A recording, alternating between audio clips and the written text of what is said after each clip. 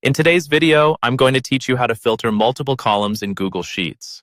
Whether you're managing a team project, organizing personal data, or handling extensive data sets, learning how to effectively use filters can make your life much easier. We'll walk through each step to ensure you're comfortable with the process. First off, we'll need to set the stage by opening a Google Sheet. You can either start with a new sheet or open an existing one, whatever suits your needs best at the moment. Once your sheet is opened, it's time to select a cell, any cell, by simply clicking on it.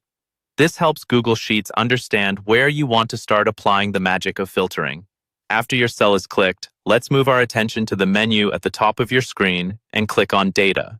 You'll notice a drop-down menu appears with various options to choose from. For our purposes, we're concentrating on finding and then clicking Create a Filter. This is a crucial step that enables filters, allowing you to neatly sort and sift through your data. Now that the filter is enabled, let's head over to the Date column. By clicking on it, you'll summon a small window that gives you sorting options. Here, let's choose Sort Z to A to arrange the data from the most recent to the earliest date. It's a fast and efficient way to handle chronological data, but feel free to sort in another way that fits your needs better. Next up, let's look at the Item Count column. Similarly, by clicking on it, access the filtering options. What you are looking for will depend on your dataset, so take your time to explore what Google Sheets offers.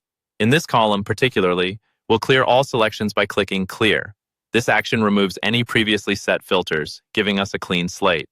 Once cleared, let's make some selections. Start by clicking on values like 80, 100, 20, 40, and 60.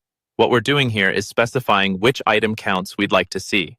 After your selections, finalize this by clicking OK to apply the filter. Your Google Sheet will now reflect only the rows with the item counts you've selected, which instantly tightens up the view.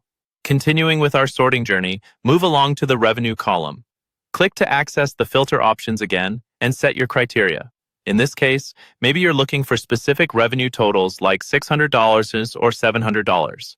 Once you've clicked on the relevant dollar amounts, complete the process by pressing OK. And there you have it. Your data is now neatly filtered according to your specific needs across multiple columns. Feel free to explore tweaking different columns and criteria as you get more comfortable with using multiple filters. This newfound power to efficiently handle data with Google Sheets is sure to increase your productivity and organization skills in any data-centric task. Thank you for tuning into this tutorial.